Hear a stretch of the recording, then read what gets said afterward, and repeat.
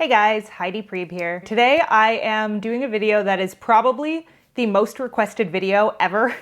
Like, people will comment their requests for this video on videos that have absolutely nothing to do with Myers-Briggs at all. Like, I will post an attachment video that's all about like childhood trauma and someone will just comment, ENFPs and healthy habits, please.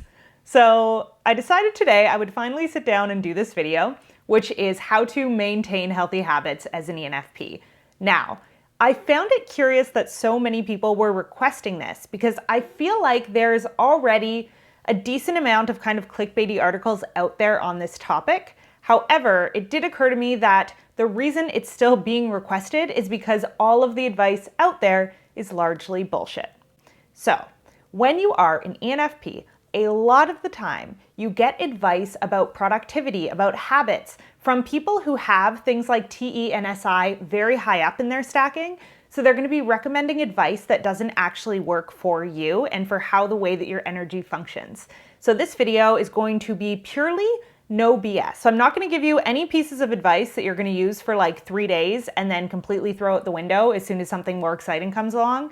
I'm only going to talk to you about how to actually maintain healthy habits based on what I have found works for me. So a lot of this is actually going to be how not to maintain healthy habits. So which advice not to take and which traps to avoid falling into. So the first thing that I'm going to say about maintaining any sort of healthy routine, whether this has to do with your physical health habits, your emotional health habits, your work, your social life, absolutely anything. If you do not like the habit that you are setting up for yourself, you absolutely will not maintain it long term. Okay? And this should be so obvious, but it's not. It is so not, because what we tend to do as ENFPs is we will indulge ourselves on the things that feel very exciting to us for a long period of time, burn ourselves out, and then try to tell ourselves, now it's time to force myself into a routine that I don't really like and try to get myself back on track by basically torturing myself, by putting myself through this habit or this routine that I don't like, that I'm white knuckling through, and that I'm telling myself, if I can just do this and force myself to do this every day, things will get better. That will work for best case scenario, a couple of months. Okay, but that is not a long-term, long-lasting habit. That is a short-term intervention that will change things around for a little bit. But if you want your habits to last, you have to like them. Not the outcome of them, but the habits themselves. So for example, for most of my life, before my like mid-late 20s, I was the worst yo-yo dieter ever. Like, I was always up or down 20 pounds, and I was never able to find a way to kind of stay at a weight that I was happy with for more than like a couple of months at a time. And the reason for this was because I did not like eating healthy foods. So I could deny myself foods for a period of time. I could force myself to exercise quite a bit for a period of time. But because I didn't enjoy the habit of eating in a healthy way, I could not sustain a healthy body weight. There was also some like trauma healing I needed to do. But a big thing that changed before that is that I started dating someone who was an exceptional cook. And I mean good cook, like graduated from culinary school, knew how to make a carrot taste like the best thing you'd ever eaten, kind of good cook. And when I started dating this person, I learned for the first time in my life, healthy food can taste incredible. And over the course of a couple of years, I taught myself to cook those same really healthy dishes for myself in such a way that I would want to eat them over unhealthy food. And obviously this doesn't work like 100% of the time. Yes, I still have pizza and ice cream sometimes. But if you think that the only foods you like are things that are bad for you, then you're always going to be in the process of either indulging or restricting yourself. Unless you can find a way to feel satisfied with the habit that you're forming, even if it never got you anywhere, you will not keep it in your life long term. Okay, so this applies to anything. If you want to wake up early, but you hate waking up early, you have to find a way to like waking up early, or else you are not going to do it consistently. If you want to exercise and have a really strong, fit body, but you don't like exercising, you have to find a type of exercise that you enjoy, or else you will not be able to stick with it long term. When I was about 21, I discovered weight training. I went to a class where we were picking up weights, and I remember the feeling of like doing bicep curls for the first time and thinking, oh my God, I just love the way that this makes me feel. Like, I want to be a person who does this consistently and who feels this natural sense of like strength and groundedness, which was what I felt when I went into the weight room and picked up weights. It is 9 years later, and I still weight train consistently 3 times a week, and I more or less consistently have since that first time I picked up that weight, and it felt like me. So as an ENFP, your identity is tied into anything that you choose to do. So if you want to make a habit last long term, you have to make it become a part of your identity. And for something to become a part of your identity, it has to be something that you enjoy. So James Clear, who wrote Atomic Habits, talks a lot about this. He talks about how when we identify with something, when an activity or a habit or a routine that we've decided on becomes a part of the way that we think about ourselves, we will then be naturally motivated to continue to do that thing, even if the normal things that got us started no longer apply. When you start to associate the habits that you do with the person that you are, you will naturally fight to maintain those habits because they will feel like coming home, not like forcing yourself out in the cold, okay? You have to like it, or it's not gonna last. Tip number 2 completely eradicates everything I just said, but I am going to throw this in there because sometimes you have to maintain a habit that you don't want to maintain. So for example, at this point in my life, I am taking grad school in the UK remotely from Canada. So what that means is that 3 days a week, my classes start at 5 a.m. Eastern Standard Time, which means I have to be awake at 4:30 at the latest to get up and get a coffee in my brain before I interact with a human virtually. And do I like waking up at 4:30 a.m.? Not at all. Not even a little bit. I am a very social person. I like to stay up late talking to people. I can appreciate a good morning, but a good morning to me starts at like 7 a.m. 6 a.m. max. 4:30, way earlier than I would ever want or choose to wake up on a regular basis. However, I have to do it. Don't really have a choice. And sometimes in life we find ourselves in those situations, right? So how do we build habits around things that we don't necessarily enjoy? I like to just trick my brain into thinking it's doing something it enjoys by messing with my triggers. When I use the word trigger here, I am not talking about trauma triggers. That is a completely different thing. What I'm talking about is tiny sensory details in your environment that make a little alarm bell go off in your brain telling you something is about to happen. And our lives are full of these. They are everywhere. So I am trained in neurolinguistic programming, and NLP deals a lot with helping us figure out what are the tiny sensory details that are triggering us in ways that we don't necessarily become consciously aware of, but that tell our bodies it's time to do X, Y, or Z. And this concept is a little bit tricky to grasp. We do go over it in a lot more detail in the ENFP Soul Bootcamp courses. We talk about using SI to recognize what your sensory triggers are, and then optimizing your physical home environment to bypass the triggers that you don't want to go off and to highlight the triggers that you do want to go off. Hey SI, what are you doing? Oh, I'm taking an inventory of all of our triggers. How often do you go through and take inventory of everything that's triggering us? Oh, constantly. I never stop. Okay, I have some questions about the list. I don't think that all of these things are triggers for us. They absolutely all are. Well, it says here brown mug, but I'm holding it right now and I feel fine. I don't feel triggered. Ah, correct. That's because the mug triggers alertness. Okay, I don't think the mug is triggering my alertness. I think the coffee that I put in the mug is doing that. Partially correct. The coffee also makes you feel alert, of course, but every morning when you pull that mug out of the cupboard, knowing that the coffee is about to go into it, your wakefulness level increases by approximately 7% automatically. So through doing the exercise that we describe in that course, I learned that for me, looking at my phone is a really big trigger for me in terms of how my body is going to feel. So when I look at my phone and it says 7 a.m., automatically my body kind of gets pumped with energy because it goes, okay, time to wake up, time to tackle the day. When I look at my phone and it says 3 p.m., my brain automatically checks in and goes, okay, workday's almost over. Have we done what we need to get done? Are we ready to start moving into the next phase of the day? When I look at my phone and it says 10 p.m., my brain automatically starts going, time to start winding down. Let's maybe put on a TV show or get in the bath. So if I want to manipulate myself to have a different response to a certain stimuli than what I'm used to, it might actually help to change the stimuli so that I don't have to reprogram my brain. I can keep my brain programmed the way it's programmed and I can just mess with it. On the days that I have to wake up at 4:30 a.m. the next day, I know my brain is not going to want to start winding down until 10 p.m. So at 3 p.m. on the day before I have to wake up early, I set my phone 3 hours ahead so that every time I look at the time, my brain thinks that it's later than it is. So when it's 7 p.m., I look at my phone and it says 10 p.m. and automatically my body starts doing what it's used to doing and down-regulating itself because it's 10 o'clock. It saw the cue on the cell phone. It doesn't matter if real me knows it's not 10 o'clock. My brain saw that cue on that cell phone, my body took the response from it, and now my body is starting to wind down, even though it's 7 p.m.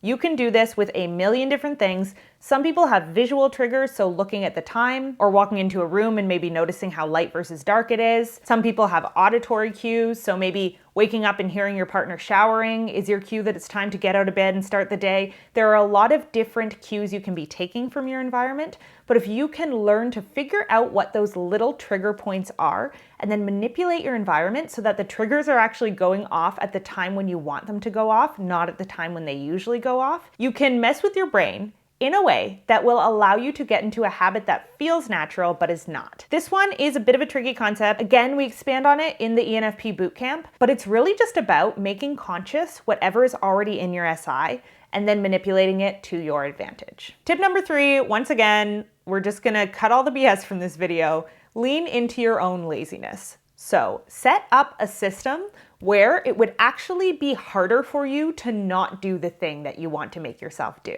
So for example, this summer I felt like I wasn't getting enough exercise on a daily basis, and I also really wanted a co-working space to go work from during the day. And so I purposely joined a co-working space that was an hour and 20-minute walk away from my house that I could not get to using public transit. And I knew that the cost of an Uber to take me to that co-working space would be too much for me to stomach because I don't like spending money on transportation. And I also knew that I would go crazy if I were to work from my apartment all of the time. But coffee shops in Toronto still weren't open last summer because of COVID. So I set myself up for this kind of perfect scenario where the solution to my problem required me to get exercise. And then luckily, I talk about this in a different video, but I also learned I could listen to audiobooks on the way there. So now I have kind of the dual incentive of my routine is both enjoyable and it is actually harder for me not to do it. It was more annoying for me to stay home and not have a co-working space to work out of than it was for me to just get up midday and walk to my co-working space. So it became a part of my routine in such a way that it was actually the easiest possible solution to my problem. I remember listening to a podcast one time where someone was talking about opt-out friendships. So they were saying that in this digital age where we are so disconnected, so many people have a lot of trouble maintaining friendships. And this podcast was basically saying the best way to maintain a solid social circle is to have standing events that you would have to opt out of rather than opt into. So instead of having to plan to meet up with your friend every week, let's say you just have a standing coffee date where every Saturday at 10 a.m. you guys meet up at the same coffee shop. And if you plan not to do that this week, you have to message them and opt out. And I thought this was a brilliant way of leaning into your own laziness. Most of us don't like having to make excuses or tell someone we can't show up to something. So if you can set up your life in such a way that you are accountable to the choices that you make, like having true standing commitments to the things that you want in your life, that you have to make a specific reason for not attending, you are going to be way more likely to keep those habits in check. So make your habits as easy as humanly possible. And if you can, I would say make it hard to avoid them. Make it so that it's an uncomfortable or difficult situation not to do your habits. This is, once again, something that James Clear recommends in the book Atomic Habits, which is a great book. There are certain books that get recommended to me so many times that I almost have like spite about it. Like for a while I was like, I'm not reading Atomic Habits. I'm not reading The Power of Now. Phenomenal books. Just great, great reads. And Atomic Habits just is one that I feel like fits really nicely in the brains of ENFPs for various reasons that I will go into when I do my end of year book review. Okay, tip number 4 is figure out how to get dopamine hits out of the activities that you're trying to turn into habits. So you are an extrovert, you are not naturally great at delaying gratification. That's not your strong suit. You can do it. You can white knuckle your way through things, but I would never advise you to white knuckle your way through a habit that you're trying to form. So what you need to do is figure out how to get a dopamine hit from the completion of that habit every single time. If you're just waiting for the long-term payoffs, that's not going to work for you because you're going to find a way to make excuses for yourself in the process.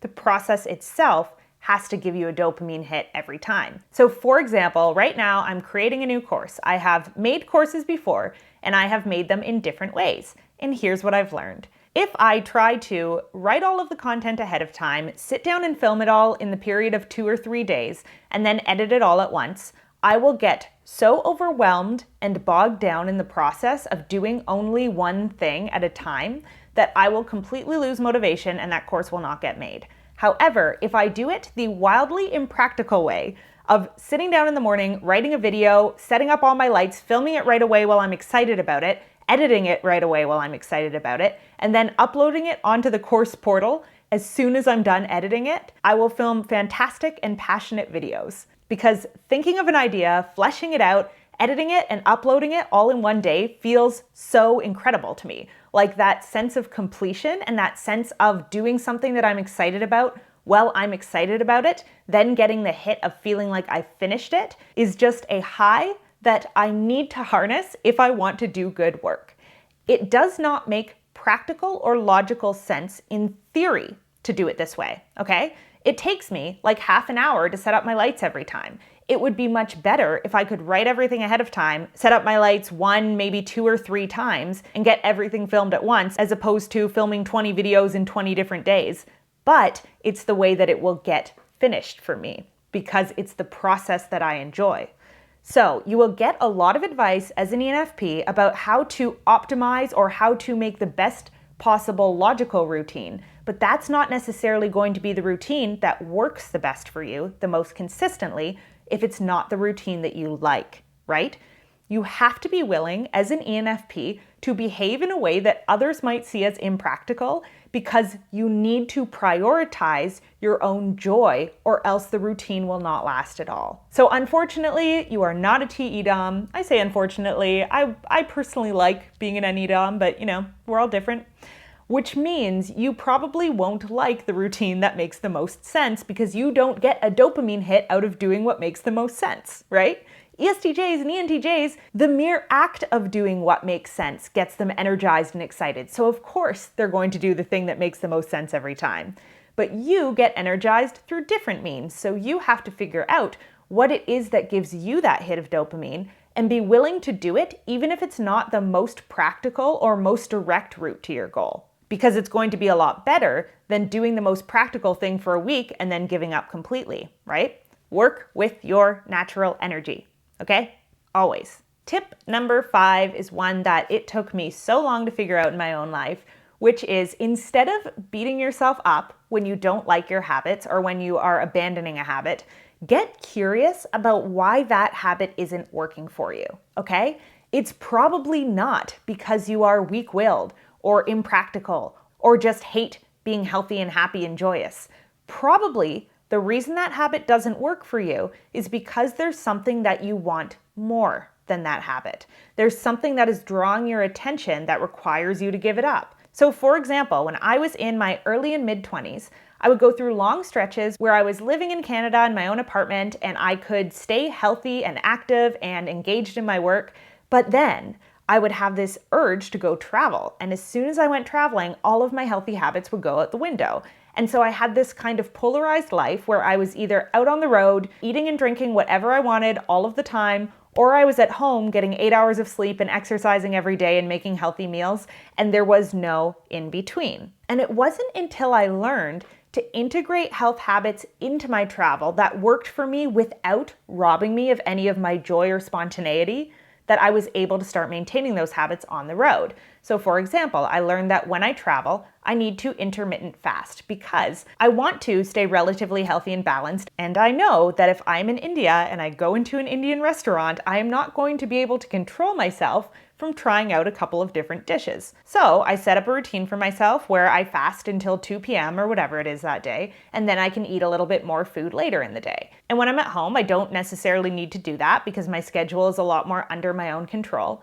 But I know that when I'm traveling and I'm out and I'm meeting new people, I'm going to have different habits that allow me a lot more flexibility. The same is true of my work habits. I had to learn what I was capable of doing work-wise while on the road versus what I was capable of doing work-wise at home. So if all of your habits are so strict and so specific that you require a very specific external environment in order to complete them, they probably are going to go out the window as soon as you want something different than that environment, and you have to be aware of that. The only habits that will ever stick long-term for you as an ENFP are habits that you enjoy and that can fluctuate with you and the changing circumstances of your life, okay? If you have to work from 7 to 12 p.m. every day or else you'll get nothing done, that's not gonna work anymore. If you change time zones, if you have a child, if you suddenly have a new demand or a new want for your life, that means you have to work different hours. You need to have habits that are comfortable but also flexible. And that's how you're going to make them stick long term. And again, if you like your habits, if you really, really enjoy engaging with them, you're going to want to find a way to make them flexible, right? It's not going to feel like a relief to let them go. It's going to feel like you want to find a way to embed them into your life. So before you leave, please go into the comments and drop a habit that you have found that you really enjoy. Because I think that a group of ENFPs is probably a group of people with the weirdest habits on earth, and I would love to see what some of those are for you guys. Also, of course, drop any questions in the comments. A reminder that I do run ENFP and INFP Soul Bootcamp courses, which teach you things like how to set healthy habits that you love, how to be more productive, how to figure out how to use your natural energy to get you closer to the goals that you want without murdering your soul in the process. So you can check those out at my website, www.heidipriebe.com, which is linked below. And until next time, I love you guys. I hope you're taking care of yourselves, and I will see you back again here soon.